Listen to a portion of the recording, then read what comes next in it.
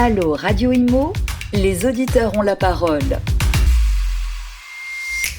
Bonjour à tous, ravi de vous retrouver sur Radio Imo pour ce tout nouveau numéro de Allô Radio Imo. Vous savez, c'est votre émission. On répond à vos questions chaque semaine avec des experts.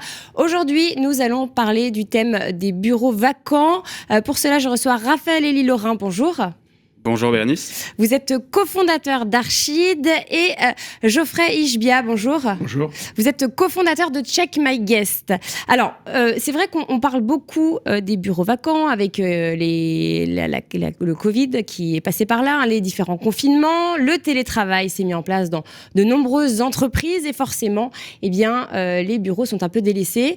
Il y a plusieurs études qui sont sorties sur le sujet. Je crois que Raphaël Elie, vous pourrez compléter mes propos. En tout cas, c'est vrai qu'une étude qui est signée Five Offices est sortie et la facture écologique des bureaux vacants en France équivaudrait à 750 000 vols Paris-New York en termes d'impact donc énergétique. C'est colossal. Alors, est-ce que vous pouvez un petit peu compléter ce que je dis ? Alors, peu de gens réalisent à quel point la crise du bureau actuellement en France est structurelle et énorme.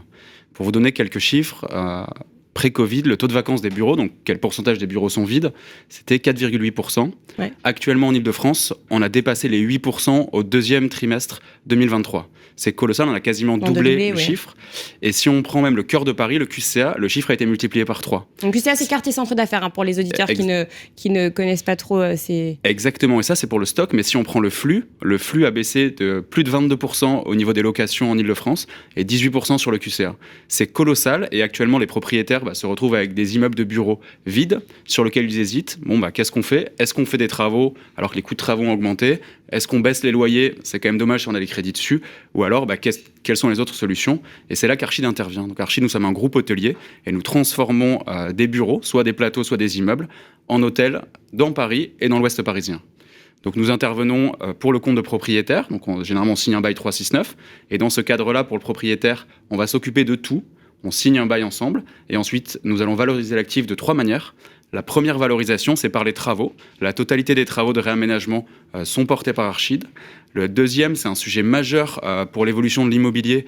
Actuellement, c'est la rénovation énergétique. Parce qu'il faut savoir qu'actuellement, vous avez les lettres A, B, C, D, E, F, G sur l'habitation, mais il n'y a pas encore d'exigence sur le bureau, l'hôtellerie ou le commerce. Mais c'est un secret de polichinelle au sein des professionnels immobiliers. C'est une évidence que ça arrive. Et du coup, dès à présent, Archid investit pour faire gagner 3 à 4 classes post-travaux à un local, en faisant nous-mêmes les doublages, le changement des fenêtres, l'installation... Donc, quitte à faire des travaux, vous faites en même temps des travaux de rénovation globale. En fait, les travaux d'hôtellerie sont des travaux lourds, où vous allez investir entre 3 et 5 000 euros par mètre carré.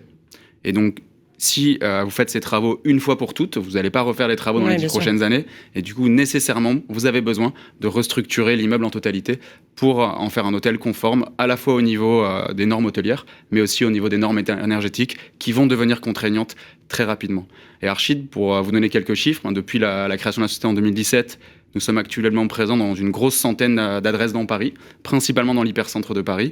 Et c'est vrai qu'on est assez connu pour ça et qu'on se développe actuellement assez conséquemment. Alors, Geoffrey, parlez-nous de Check My Guest. Alors, Check My Guest, c'est une société de gestion immobilière. On est spécialisé dans la courte et la moyenne durée. Donc, courte durée, tout ce qui va être transformation de locaux commerciaux ou de bureaux en logements saisonniers. C'est sur cette base-là qu'on a créé la société il y a 7 ans. Et depuis maintenant quelques années, on a développé une branche de moyenne durée pour permettre à des propriétaires de louer leurs biens pendant quelques mois, sur les périodes de quelques mois, à des locataires qui en ont besoin. Ce qui nous intéresse aujourd'hui, c'est le court terme. L'idée, c'est, de la même manière qu'Archid, c'est d'accompagner des propriétaires dans cette transformation-là. C'est-à-dire qu'aujourd'hui, on s'occupe à la fois des travaux, et c'est un petit peu à la carte, on peut très bien faire de la déco, des travaux, mais notre cœur de métier, c'est la gestion pour compte de tiers. Et aujourd'hui, on voit énormément de bureaux vides, de propriétaires qui s'intéressent à nous pour transformer ces locaux-là. Pourquoi ? Parce que nous, on va agir comme un gestionnaire. C'est-à-dire que notre discours, c'est d'améliorer la rentabilité des propriétaires qui n'arrivent plus à louer leur bureau, ce qui devient aussi compliqué, et tu l'as très bien dit, il y a énormément de bureaux vacants, donc soit on baisse les loyers, soit on trouve une solution alternative. Et dans notre business model, ce qui est vraiment intéressant, c'est que le propriétaire va pouvoir conserver en fait le surrendement par rapport à du bureau classique, parce qu'il faut savoir que sur de l'hébergement hôtelier, ce qu'on fait, on arrive à générer quasiment 2 à 3 fois plus de rentabilité que sur le bureau. Donc c'est ça aujourd'hui ce que viennent chercher les propriétaires chez nous. Oui, il ne faut pas se leurrer, ils viennent chercher surtout... Ils viennent chercher de la rentabilité, ouais. ils viennent chercher une nouvelle activité pour leurs locaux, parce qu'ils peuvent se dire, en fait, soit je vais faire des travaux pour un petit peu améliorer mes locaux, ça va me coûter cher, mais derrière, je vais avoir la même rentabilité que j'avais avant, ou je fais des travaux un peu plus lourds, mais derrière, je vais chercher d'autant plus de rentabilité. Aujourd'hui, nous, on gère 1900 lots à travers la France et à l'international. On a environ 1000 appartements dédiés à la location court terme à Paris. Et donc, on a aussi cette data qui nous permet de savoir exactement combien va rapporter un lot en fonction de sa typologie et son adresse, et qui va nous permettre d'accompagner au mieux les propriétaires. Alors justement, là, quand on parle de transformer des bureaux ensuite hôtelières en logements courte durée, est-ce que c'est des travaux colossaux, vous l'avez dit, c'est entre 3 et 5 000 euros par mètre carré. Est-ce que parfois c'est impossible de le faire? Enfin, je veux dire, tous les bureaux sont transformables? Alors il y a on est accompagné par un certain nombre de professionnels à ce sujet, mais vous avez en France, si vous prenez la France en chinois, c'est le pays du droit. En fait, en France, on a de grands nombres de codes de droit et il faut une conformité sur chaque code de droit, donc en code de sécurité accessibilité, en code de l'urbanisme, en code de salubrité de la ville de Paris. On a un grand nombre de normes à respecter, mais quand vous avez fait des centaines d'adresses, en fait, vous connaissez par cœur toutes ces normes et vous êtes capable de l'appliquer, de dire tout de suite oui ou non et à quel prix pour chaque local. Donc parfois, vous dites non? On dit non, mais c'est en fait, ce qui est intéressant pour le propriétaire, c'est que en réalité, en 24 heures, il a sa réponse. C'est oui, non et à quel prix. Et pour lui, c'est extrêmement rassurant puisqu'on s'occupe vraiment de tout.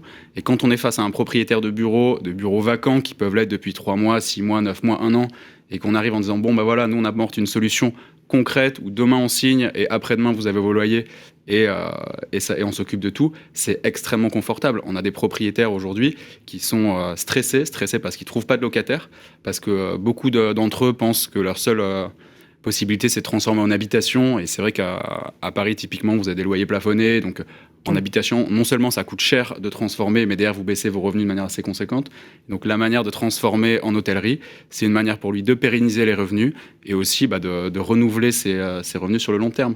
On a fait des études de comparaison entre du bureau et de l'hôtellerie et les différences de revenus sont extrêmement importantes. Parce que beaucoup d'investisseurs bureaux, en fait, confondent rentabilité brute et rentabilité nette. Mais en fait, quand vous prenez une rentabilité brute sur du bureau, il faut retirer les coûts de rénovation entre 2 locataires, les coûts de vacances locatives quand vous cherchez de nouveaux locataires, la franchise de loyer que vous avez donnée à un nouveau locataire. Donc il y a beaucoup de coûts cachés dans le bureau qui font qu'en fait, louer pour faire de l'hôtellerie, c'est beaucoup plus rentable quand on est propriétaire immobilier. Et il y a de la vacance aussi parfois dans l'hôtellerie ou dans les locations courte durée?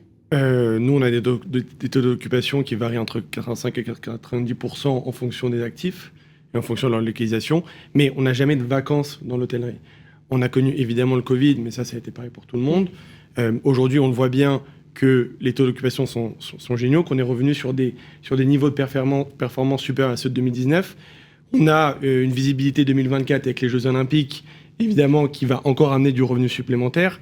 Et on a quand même aujourd'hui une offre hôtelière qui n'est pas assez satisfaisante pour recevoir l'ensemble des touristes à Paris.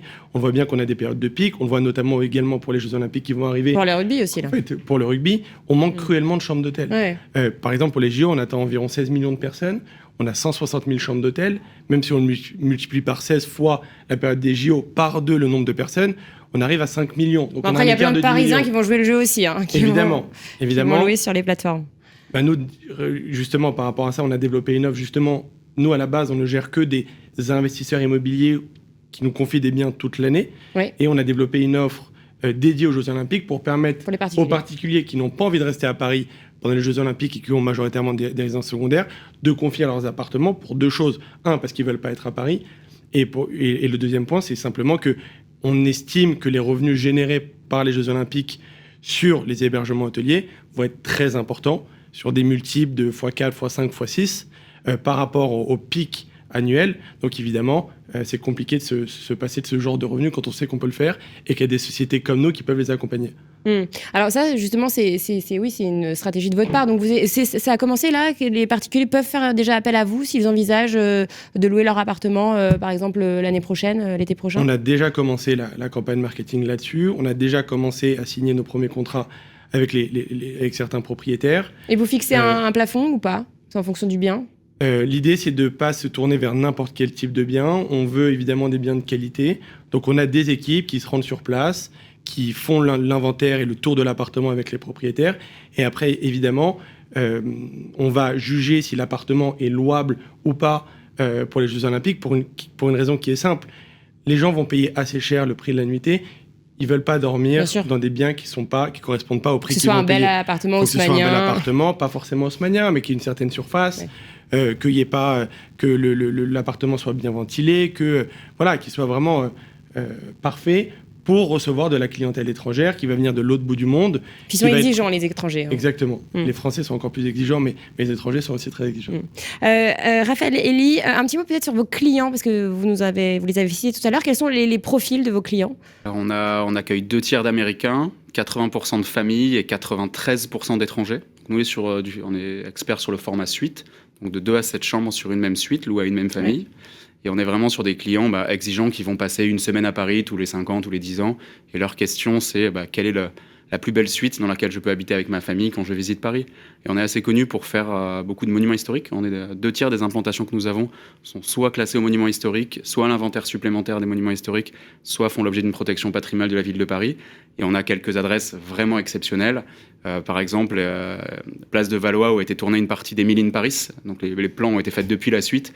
Vous avez une magnifique suite 6 chambres, 5 salles de bain, double salon, avec la vue sur le Louvre et le Palais Royal. On a récupéré aussi l'ancien appartement de Scott Fitzgerald quand il a rédigé Gatsby, le magnifique. Donc c'est un auteur qui parle beaucoup à cette clientèle américaine haut de gamme, qui est le cœur de notre clientèle. Ou encore, on a signé récemment l'hôtel particulier des comtes de Chateaubriand, donc les héritiers de François-René de Chateaubriand, auteur des Mémoires d'Outre-Tombe, et qu'on est en train actuellement de rénover, qui sera prête pour les Jeux Olympiques. Alors justement, comme c'était une question qui revenait souvent de la part de nos auditeurs, à partir de quel stade on peut qualifier une suite de luxueuse? En fait, c'est quoi le luxe? Qu'est-ce qui fait qu'un bien est luxueux? C'est une très bonne question. Et c'est vrai que quand on regarde les classements à tout France, 4 étoiles, 5 étoiles, c'est relativement peu luxueux dans la mesure où c'est vraiment un nombre de mètres carrés de découpe. Et je pense que c'est, au XXIe siècle, qu'est-ce que cherche la clientèle? Elle cherche avant tout faire l'expérience de quelque chose, vraiment de l'expérientiel, de la belle photo. Je ressens l'histoire là où je suis. Et justement, nous, on est vraiment là pour leur faire ressentir ça. Et si vous n'avez pas, quand vous rentrez dans le local, l'effet waouh, alors vous n'êtes pas dans un endroit haut de gamme, mais c'est vrai que Paris, on a 55 000 immeubles haussmanniens, on a une des plus vieilles, une des plus belles villes du monde, avec des monuments magnifiques, la Tour Eiffel, le Louvre, les Champs-Élysées, on a vraiment un patrimoine exceptionnel. Et c'est ça que viennent chercher les clients quand ils viennent à Paris, c'est vraiment faire l'expérience de cette histoire. Et c'est ça qui joue à plein et qui fait que Paris, actuellement, est la première destination dans le monde pour le tourisme haut de gamme. Et je pense d'ailleurs que les JO vont faire quelque chose d'exceptionnel. C'est que certes, ça va ramener 15-16 millions de personnes et on sera très content de faire du chiffre d'affaires sur ces 16 nuits entre le 26 juillet et le 16 août et le 11 août. Mais en réalité, vous allez avoir 4 à 5 milliards de personnes qui vont regarder les JO à la télé et qui vont venir sur les 4-5 prochaines années. Et c'est ça vraiment qu'on cherche, c'est remettre Paris au centre de la destination mondiale, parce que depuis le Covid, le tourisme s'est un peu modifié. Actuellement, vous avez beaucoup d'Américains, principalement à Emily in Paris, qui a vraiment eu un impact majeur là-dessus. Mais c'est vrai que les Asiatiques sont assez peu présents. Et je pense que les Jeux Olympiques vont aider à remettre Paris dans le cœur des Asiatiques. Il y a des questions de sécurité aussi qui ont un peu noirci le tableau, notamment pour les Asiatiques. C'est vrai que c'est pas évident dans tous les quartiers. Alors peut-être pareil, même question pour vos biens situés à Megève, en France, dans le sud, à Cannes. Quels sont les types de clients que vous recevez? Nous, on est très présents dans le sud de la France, de Marseille à Monaco, en passant par Cannes, Nice, Juan-les-Pins. On a majoritairement évidemment une clientèle étrangère.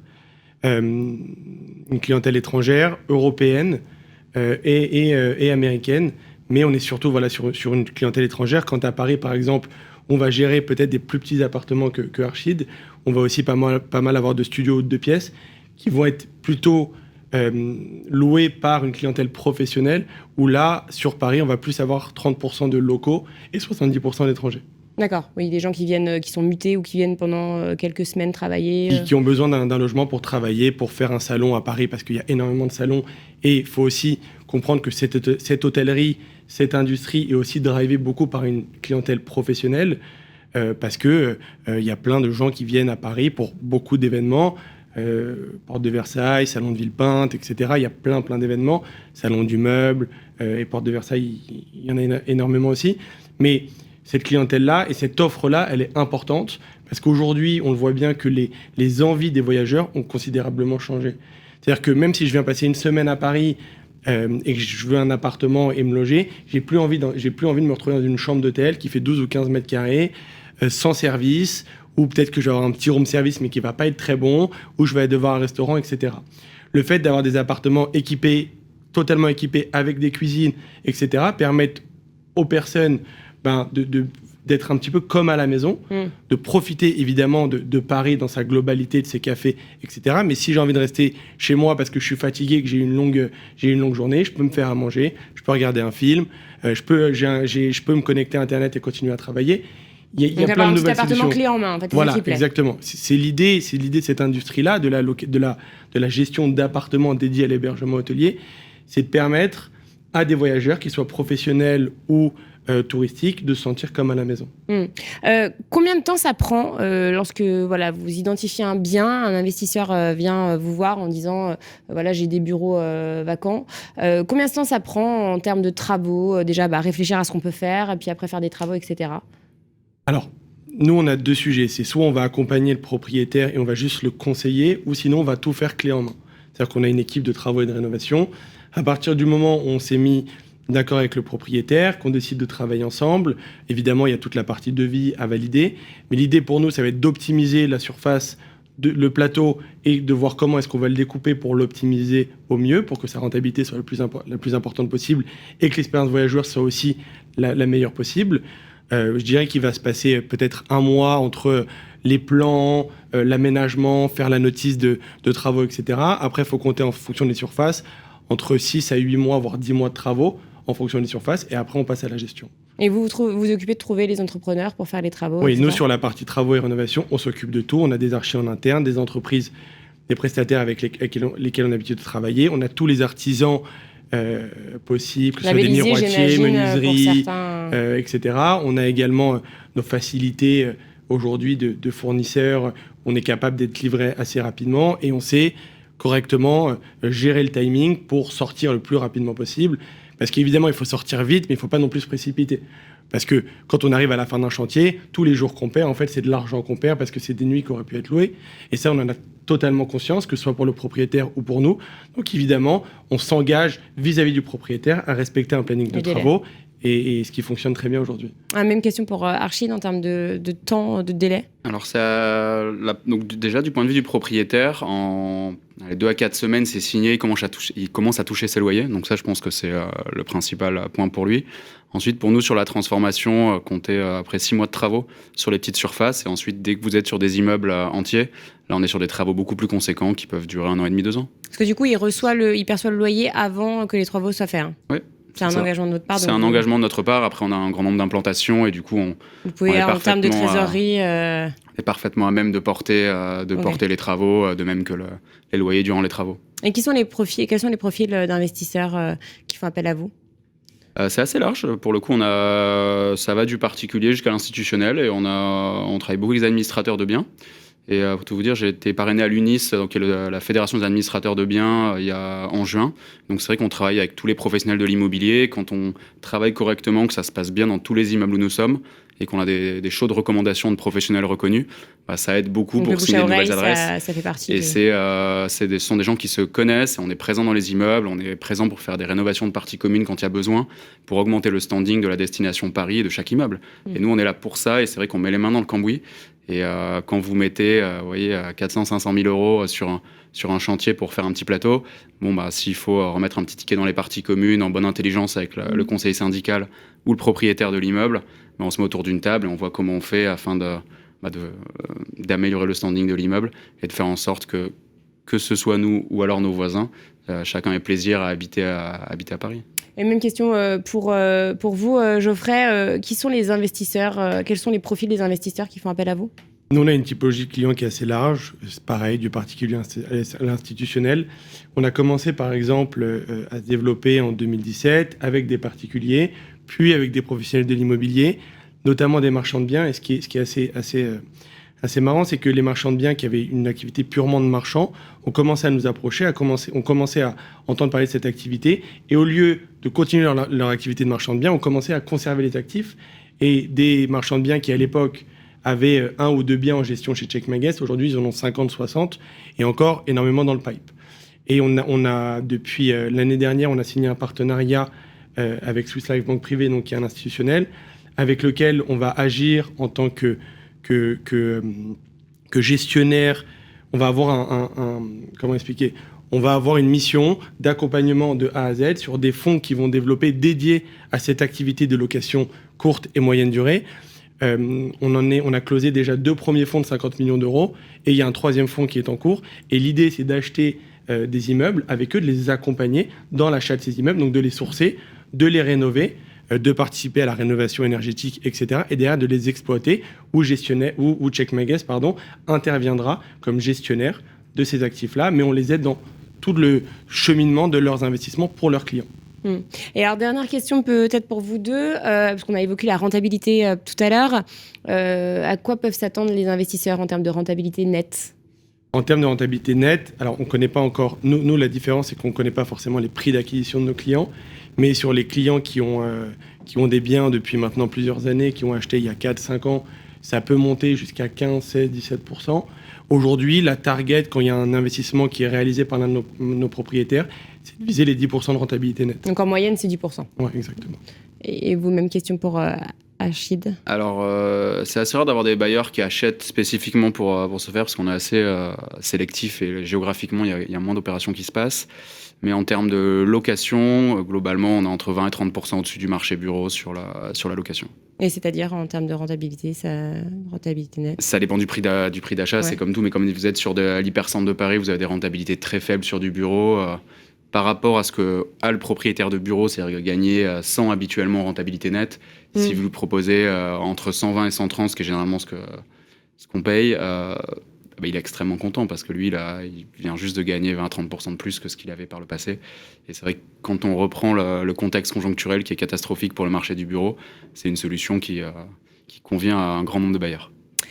Eh bien voilà, Archid et Check My Guest. Merci infiniment Raphaël Elie-Laurin et merci Geoffrey Ishbia pour cette émission. On se retrouve la semaine prochaine pour un tout nouveau numéro de Allo Radio Imo. Allo Radio Imo, posez vos questions à nos experts sur les réseaux sociaux, à réécouter et à télécharger sur le site radio.imo et sur toutes vos plateformes d'écoute habituelles.